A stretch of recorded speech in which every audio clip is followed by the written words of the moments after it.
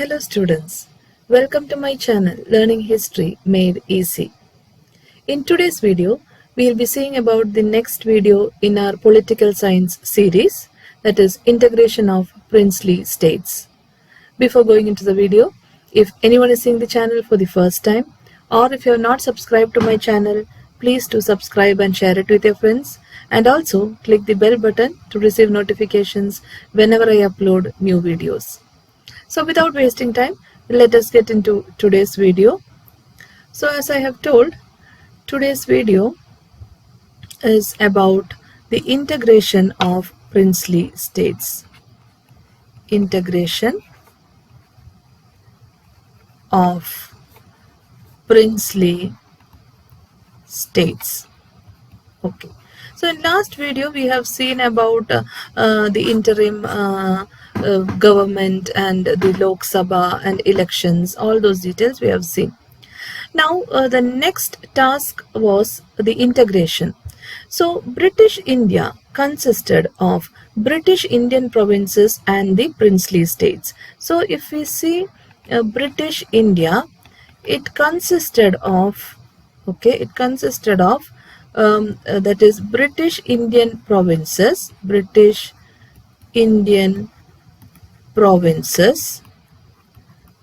as well as the princely states. Both these together was British India. Now British Indian provinces, which were all under the control of British government, was transformed to India on 15th August 1947. So these British Indian provinces, they were transferred to as a part of India on 15th August 1947. Okay, so British Indian provinces that was under the control of British government, it was transferred to India on 15th August 1947. Now what about princely states? So the princely states, they accepted British, what are princely states? The princely states, they accept British supremacy.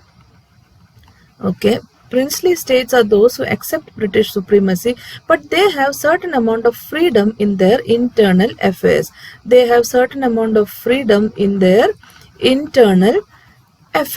Okay, that is called as princely states. They accept British supremacy, but they still have some amount of freedom in their internal affairs, and they were called as princely states. So the Indian Independence Act 1947 declared the lapse of this paramountcy. Okay, so the Indian Independence Act of 1947 declared the lapse of this paramountcy. Okay, so that is this paramountcy means that these princely states, they accepted British supremacy, but they had some kind of freedom in their internal affairs. That was their British paramountcy. But with the Indian Independence Act of 1947, there came a lapse of this paramountcy with effect. That is, this paramountcy was lapsed with effect on 15th August 1947. Okay, so when this paramountcy elapsed, this princely states became legally independent. Okay, with the lapse of this paramountcy, what happened was princely states became legally independent. They became legally independent.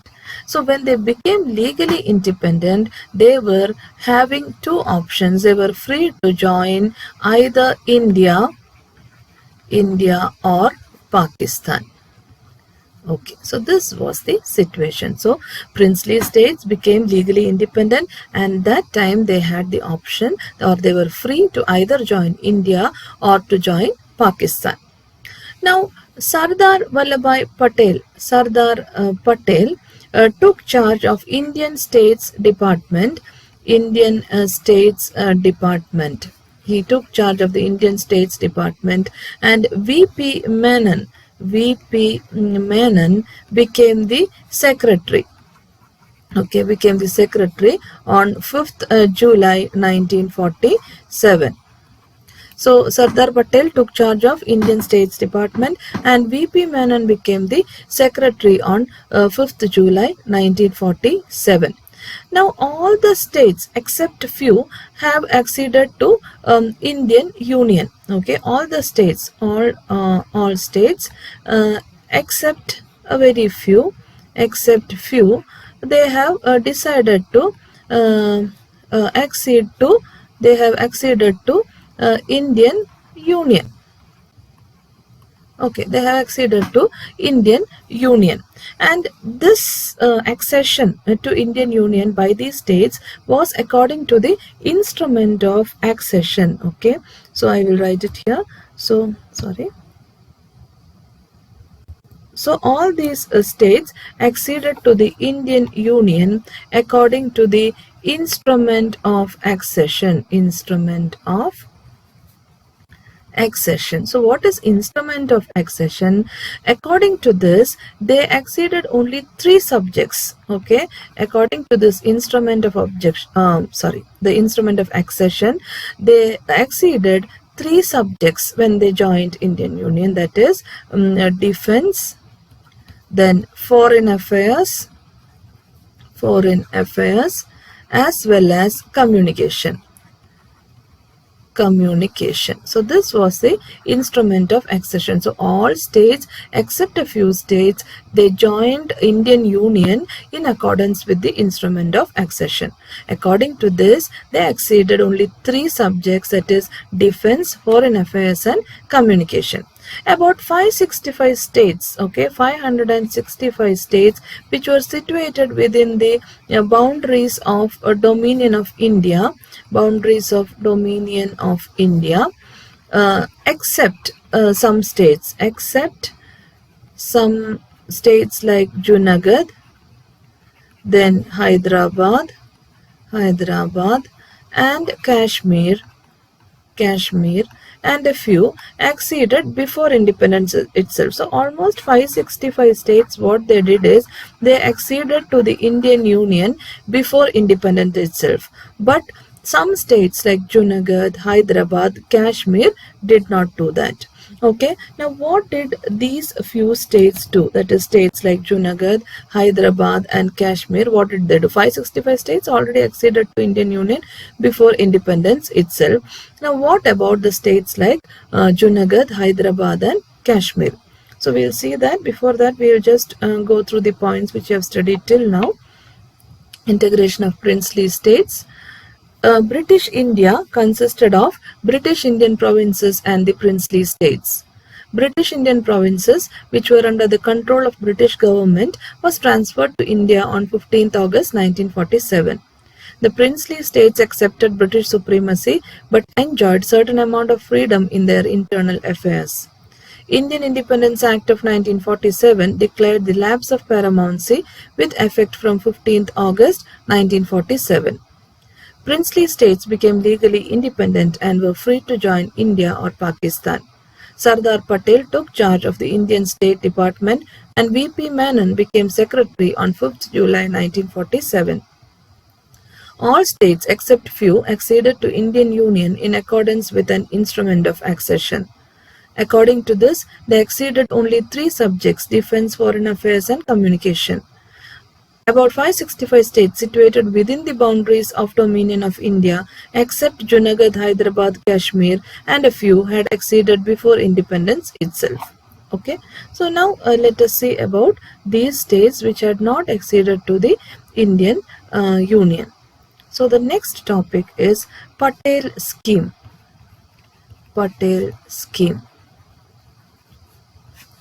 Okay. So the process of integration of states was threefold. Okay, the process of integration of states, it was threefold, and it was called as the Patel Scheme. Now, what are the threefold process? The first one is merger of small states with adjoining provinces. That is the first process of integration. So what is this? What is the small states merging with the adjoining provinces? About 216 states, 216 states like Orissa, Pudukkottai, etc. These kind of states were merged with provinces adjoining with them. Okay, they were merged with provinces adjoining with the nearby provinces. And some examples we can see is Orissa, then Pudukkottai, which merged with Madras, etc. So this was the merger of small states with adjoining provinces. Almost 216 states were merged like this, and these merged states were included in the Part B of the Constitution. Part B of the Constitution. That was the first process in the integration. That is, small states were merged with the adjoining provinces. Almost 216 states were merged like this, and they were included in the Part B of the Constitution. That was the first process in the integration. Now let us see what was the second process. What was the second process? The second process was grouping of small states. Grouping of small states. Okay. Now many small states were grouped themselves together to form a big state. Okay, simple thing. Many small states were grouped together to form big state, and the ruler of the most important one became the Raj Pramukh. Okay, so second was a grouping of small states. Many small states were grouped together to form a big state, and the ruler of the most important of these states became the Raj Pramukh. So that was the second process. If we see examples, that is Union of Saurashtra. If we see examples, we can see Union of Saurashtra, Patiala, etc. were formed by these grouping of small states, and these unions also were called as Part B states.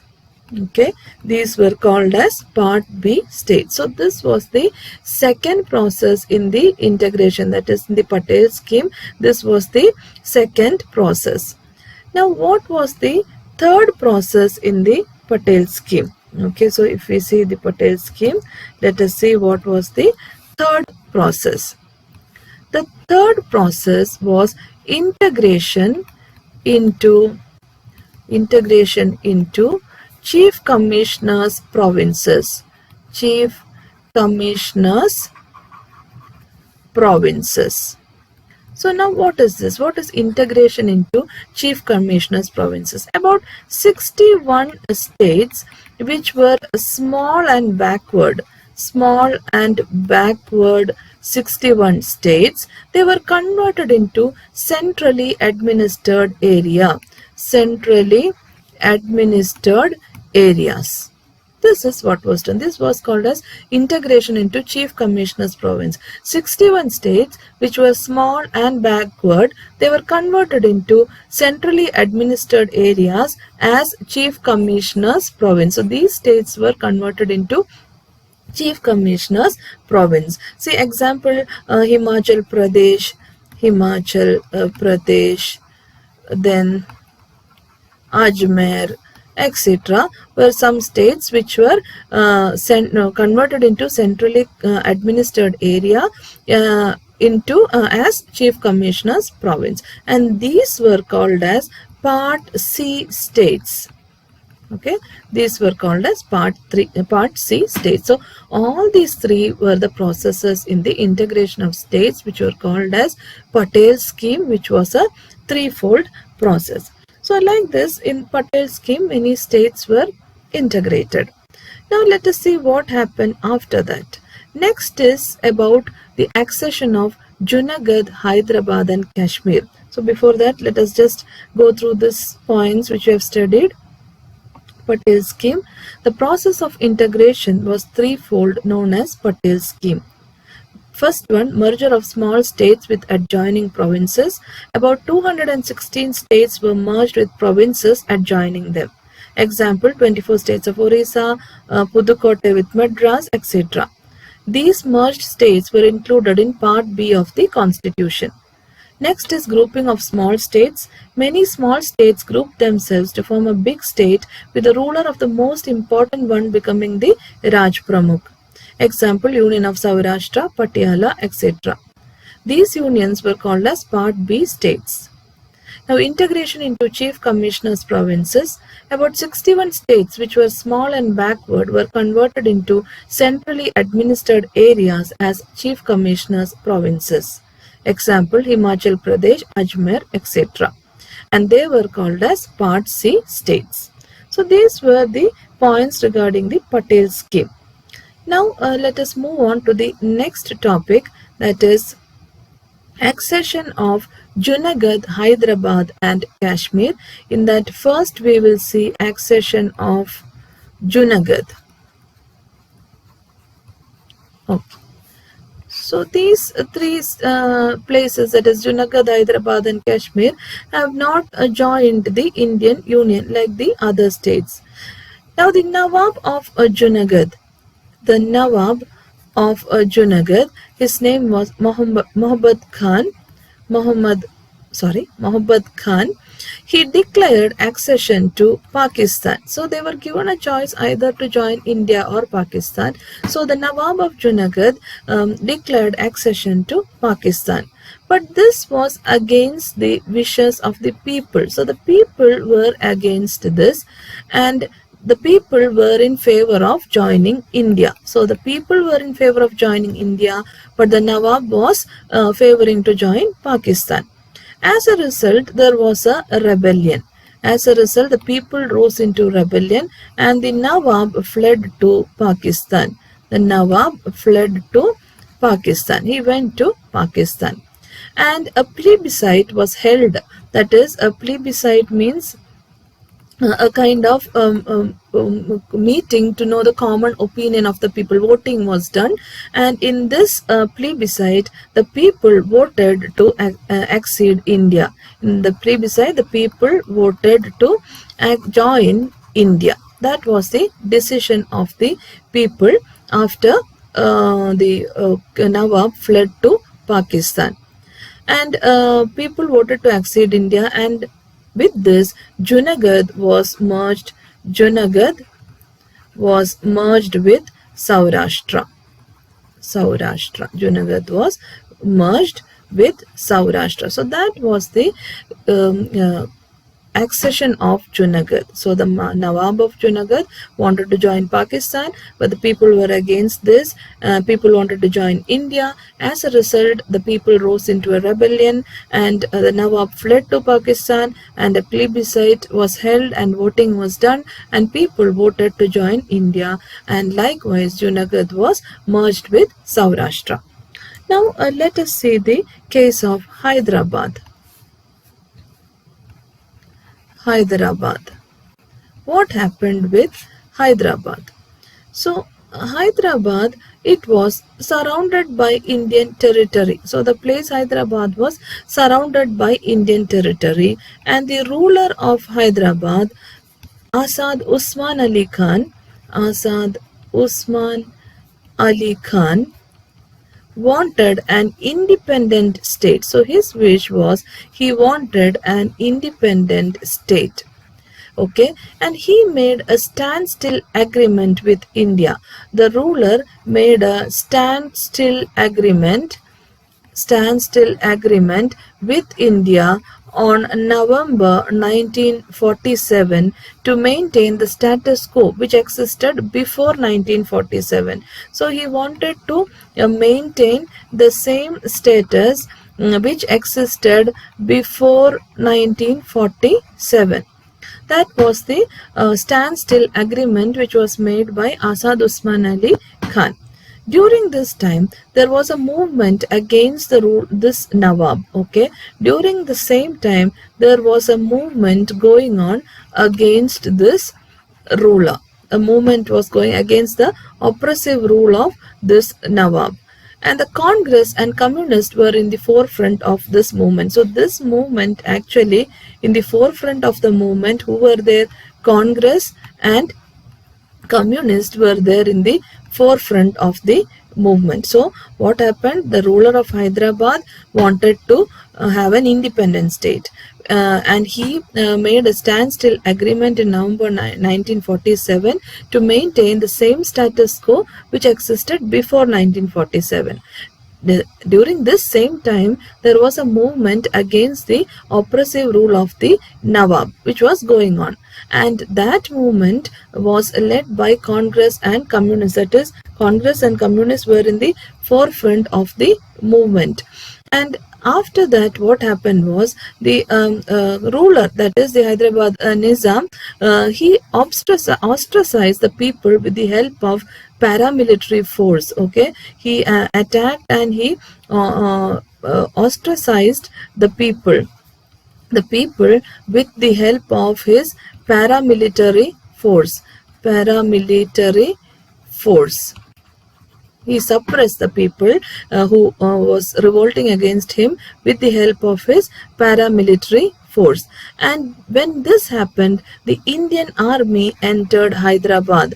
Indian army, they entered Hyderabad on September 1948 to end this anarchy, to end the anarchy of the anarchy of this Nizam. The Indian army entered Hyderabad, and when the Indian army entered Hyderabad, this is known as Operation Polo. This is called as Operation Polo. So once more I will tell, when the people, there was a movement going on against the oppressive rule of the Nizam of Hyderabad, and when the Congress and the communists were in the forefront of this movement against the Hyderabad Nizam. And the Nizam, what he did, he tried to suppress the people. He ostracized the people with the help of his paramilitary force. In this situation, Indian army entered Hyderabad in September 1948, and they wanted to end this anarchy of the Hyderabad Nizam, and this was called as Operation Polo. So the Nizam surrendered, and it was followed by complete accession of Hyderabad into Indian Union. So finally what happened? The Nizam of Hyderabad, Indian army started its Operation Polo to end the anarchy of this Hyderabad Nizam, and Nizam finally he surrendered, and Hyderabad was finally joined into Indian Union. So this was the story of how Hyderabad came into the Indian Union. So first we studied about Junagadh, second about Hyderabad. Now let us see about Kashmir. So what happened here? So Jammu and Kashmir was a princely state. We already have studied Jammu and Kashmir was a princely state. And Jammu and Kashmir, the ruler Hari Singh was a Hindu, and the population was largely Muslim. So here what happened was, the ruler was a Hindu and population largely was Muslims.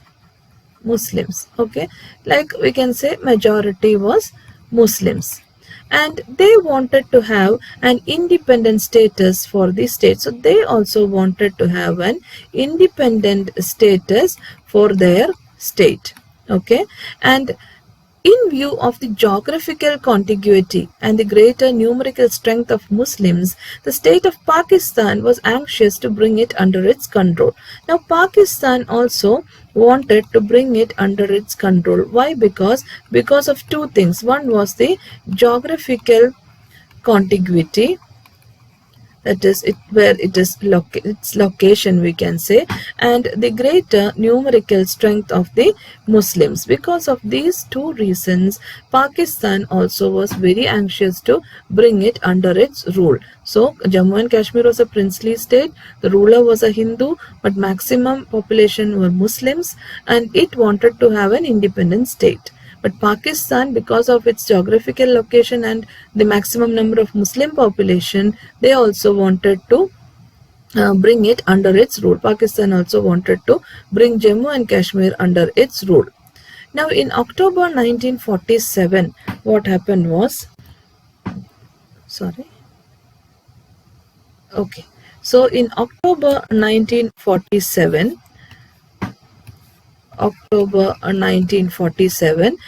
Jammu and Kashmir was invaded by tribal infiltrators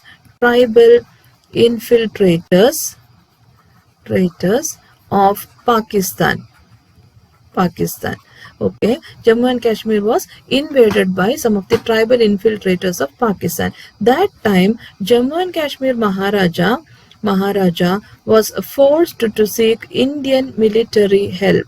They asked for Indian military help, and India reacted positively, and afterwards an instrument of accession was signed. Instrument of accession was signed and India reacted positively, and it was signed on 26 October 1947. After this was signed, India reacted positively, and with this, what happened was Kashmir became a bone of contention. Kashmir became a bone of contention. There was always issues regarding Kashmir. So in October 1947, Kashmir was invaded by tribal infiltrators of Pakistan, and during this incident, the Maharaja of Kashmir was forced to seek Indian military help, and India reacted positively, but only after the instrument of accession was signed on 26 October 1947, and Kashmir became the bone of contention. Now, the Constituent Assembly of India made a special provision. Special provision was made by the Constituent Assembly of India through the Act of through the article. Okay, one second, I will just clear it. Okay, through the article 370, the Constitution of Constituent Assembly of India made a special provision, and that is to provide a separate constitution to the state. To provide a separate constitution to the state, and this separate constitution along with some other provisions.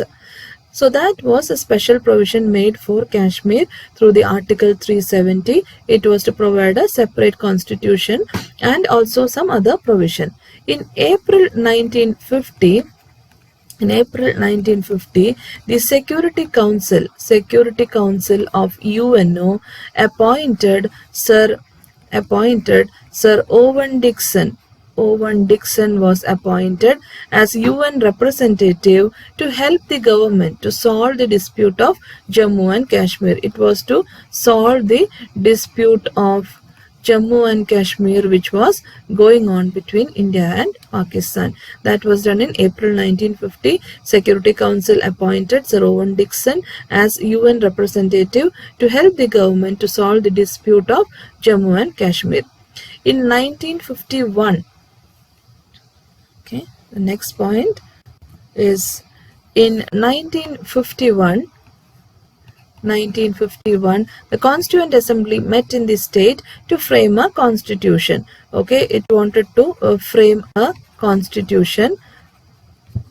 They met in the for the state. They met in the state to frame a constitution, and in 1954, the accession of state to India was ratified by the Assembly. The accession of state to India, it was ratified by the Assembly.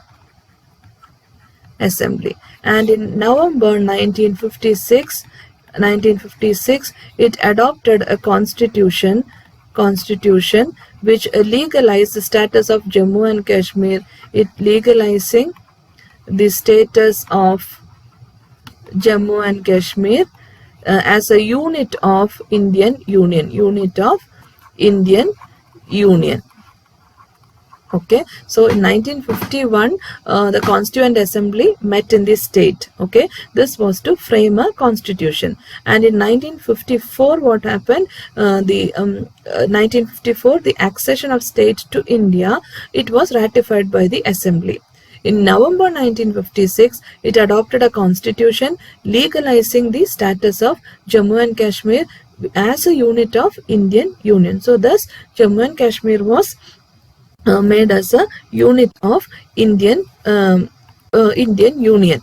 Now by 1990, Kashmir came under the grip of militants. Okay, by 1990, if we can see, Kashmir came under the grip of militants who were demanding for a separate Kashmir nation. Okay, they demanded for a separate Kashmir nation, and it remained the cause of conflict between India and Pakistan, as we all know. So this was how Kashmir was made as a part of Indian Union. Now the process of integration of states, if you see the process of integration of state culminated in the Constitution 7th Amendment. Okay, the process of integration of states, it culminated in the Constitution 7th Amendment, and this included all states in Part A and B in one list. Okay, it included all states in Part A and B in one list. Thus, Indian states became part of one uniform political organization under the Constitution of India. So finally, if you see, Indian states became a part of one uniform political organization under the Constitution of India. And the biggest involving factor, the biggest individual for the integration of states was Sardar Vallabhbhai Patel. Sardar Vallabhbhai Patel played a very important role in the integration of states. So the integration of states culminated in the Constitution 7th Amendment, and it included all states in Part A and B in one list. Thus, Indian states became part of one uniform political organization, and this was under the Constitution of India. And one of the main role was played in this by Sardar Vallabhbhai Patel. Sardar Vallabhbhai Patel, he handled the kings of princely states with patience, and you can see that Sardar Patel was a man of iron will. He was a man of iron will, and he played a very important role in the integration of states. So all these are the points regarding the integration of states. Let us see the points which we have studied once more. Accession of Junagadh, Hyderabad and Kashmir. Junagadh. Nawab of Junagadh, Muhammad Khan, declared accession to Pakistan. This was against the wishes of the people of the state who were in favor of joining India. As a result of the rebellion by the people, the Nawab fled to Pakistan. A plebiscite was held in which people voted to accede India. Junagadh was merged with Saurashtra. Now Hyderabad, it was surrounded by Indian territory. The ruler of Hyderabad, Asad Usman Ali Khan, wanted an independent status. He made a standstill agreement with India in November 1947 to maintain the status quo which existed before 1947. During this time, there was a movement against the oppressive rule of the Nawab. The Congress and the Communists were in the forefront of the movement. The Nizam of Hyderabad ostracized the people with the help of his paramilitary force, and the Indian army entered into Hyderabad in September 1948 to end this anarchy. This is known as Operation Polo. The Nizam surrendered and it was followed by complete accession of Hyderabad into Indian Union. Kashmir. Jammu and Kashmir was a princely state. The ruler Hari Singh was a Hindu and the population was largely Muslims. They wanted to have an independent status for the state. In view of the geographical contiguity and the greater numerical strength of the Muslims, the state of Pakistan was anxious to bring it under its rule.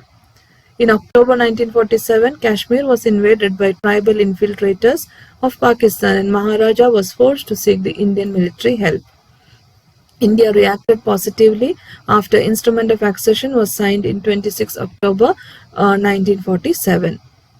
Kashmir became the bone of contention, and the Constituent Assembly of India made a special provision through Article 370 to provide a separate constitution to the state along with other provisions. In April 1950, the Security Council appointed Sir Owen Dixon as UN representative to help the government to solve the dispute of Jammu and Kashmir.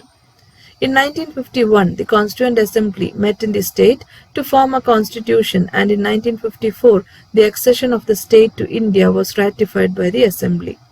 In November 1956, it adopted a constitution legalizing the status of Jammu and Kashmir as a unit of the Indian Union.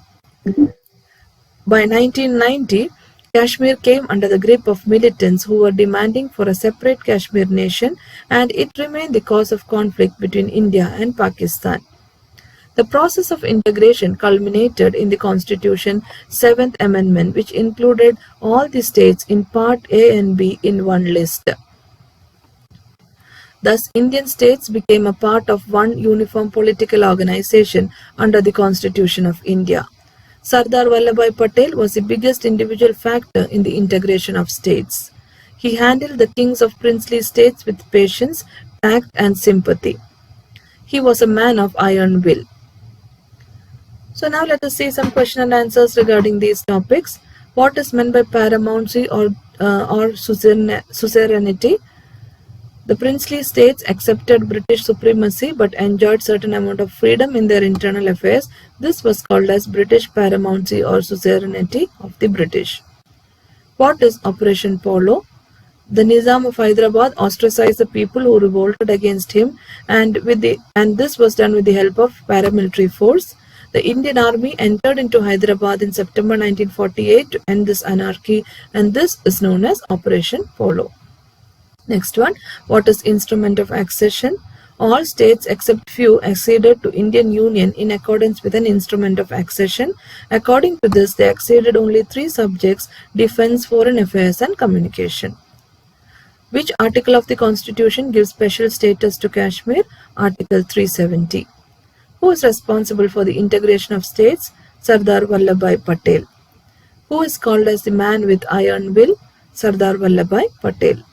Describe the accession of Junagadh, Hyderabad and Kashmir. The points are explained in the video. The points under the accession of Junagadh, Hyderabad and Kashmir, you can write as the answer for this question. What is Patel Scheme? Points are explained under the heading Patel Scheme. The 3 processes under Patel Scheme will be the answer of this one. Explain the reorganization of states. The full video is about state reorganization. All the main points you can add and make the answer for the question reorganization of states. So I hope you have understood all the points very clearly. In case of any doubts, you can ask in the comment section, and also don't forget to like, share and subscribe to my channel. Your likes and shares will be of a great encouragement for me to make more and more videos. So I hope to see you all soon in the coming video. Thank you for watching.